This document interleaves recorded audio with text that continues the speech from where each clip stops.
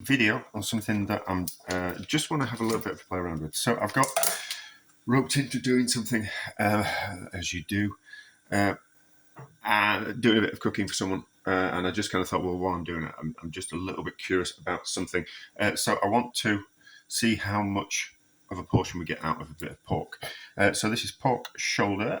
It weighs 3.8 kilos, so it's 3.79, but let's call it 3.8. It's relatively cheap. No, that's the price per kilo. It's £3.80 per kilo, and there is 1.6 kilos here. £6.15. Not bad. It serves 9. I don't believe that. But let's just kind of see, because we can't. It says serves 9, but that goes on weight, doesn't it? And we can't really go on weight because some of this weight will be actually in fat, and so people aren't going to want to eat that lump of fat, are they? So even if you kind of said it's fine, it's 150 grams per portion, it's not, is it? Because a proportion of this will be the fat. My dad would have loved that. My dad would have gone, oh, that's fine, you all just eat the meat and I'll just eat the fat. But that's not the majority of people. So we're going to cook it, let it go cold, and then we're going to slice it and we'll see how many portions we get out of it. I'm doing some other joints at the same time, so we'll need to differentiate between... we don't want that on it, do we? We'll have to differentiate between this and the other joints. So, but it just needs... it's not particularly well tied, is that? It could do to be a little bit tighter, in my opinion.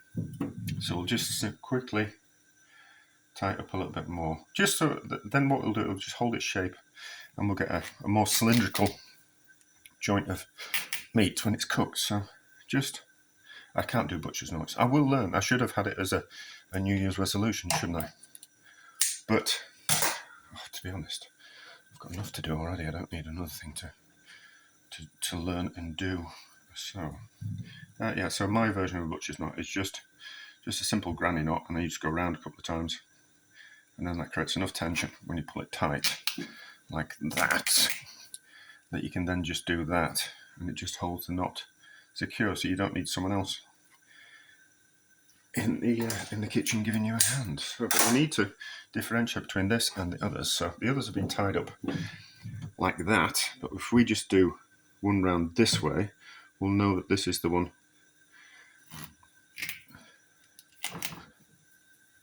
that I weighed, and I'm going to see how many portions I get out of, just out of curiosity. And then and if I need to cook a bit more, we need to cook a bit more. That'll be later on. So I'm not going to do anything fancy. I'm just going to cook it in some bit of stock with a bit of OXO in it, up to the boil, slow simmer, 3-4 hours until it's super tender, and then we'll let it go cool, go cold-ish in the stock, and then we'll pull it out and we'll have a look at it. But we don't want the fat on it, so all the skin. But we'll do something else with those. But anyway, we'll be back when it's cooked. Right. So it weighed 1.6 kilos, didn't it? Before cooking. Let's see what it weighs after cooking, and then we'll weigh it again once we've trimmed that fat and skin off. So it weighs 1.15 kilos. So 1 kilo, 150 grams ish. So really should have taken the string off, shouldn't I? Or did I weigh it with the string? No, I didn't weigh it with the string. That won't make a difference. Right. It's nice and tender. I was cooking some other ones. I'd tasted the other ones, and they were very nice. Really should have done that part of the video, shouldn't I? But do you really know how to cook slow cook a bit of meat? I don't know. Anyway, I suppose the only thing you have to remember when slow cooking is it's just a gentle temperature. So that's the only thing that really matters. Like bring it up to the boil and then just a slow simmer. Any kind of boiling just toughens things up. So messy. It's the only downside of this. Right. Out of the way. More string. It's everywhere. I've got something boiling on the back of the stove as well. Right. We don't want to remove too much fat,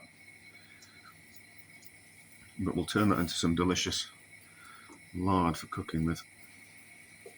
Oh, yeah, and I did have another idea that I wanted to faff around with, so that will come in useful for something else. But you do get quite a lot of fat.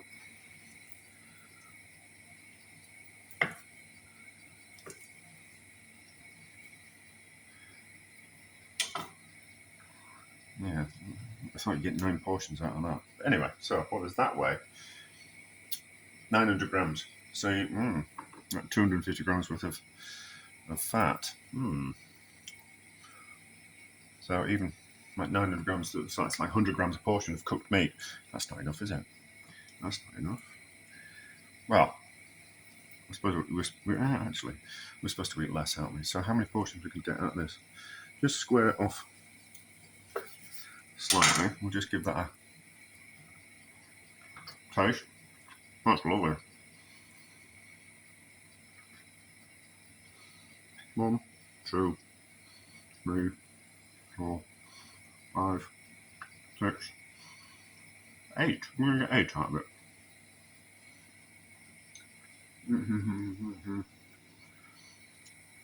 Right. Let's get. I'll tell you what we'll do is we will get 9. What we'll do is we'll get 9. So the trick to do with that is to cut off a portion from the. So 9's difficult. So normally it's cut something in half, and then half again, half again, half again. So like you kind of think that easy to do that with 8. 9, a little bit difficult. So what we'll do is we'll just slice a portion off the end, which is 1 portion, a little bit small, but right. And then we'll get, so in half-ish, and then if you imagine half again, so that cuts it into 4, and then half again, and then that cuts it into 8. So that's how generally how you kind of get your portions out of things, or how I do it. So if you've got a pan of mashed potatoes and you need 40 portions out of it, I divide the pan of mashed potatoes into 4. It's not a bad portion. It's a little bit fatty, but not to worry. So if you've got like a round pan, you kind of go like that. Split it into 4. That quarter there gives you 10 portions. That quarter there gives you 10 portions. That quarter there gives you 10 portions. That quarter there gives you 10 portions, if that makes sense. So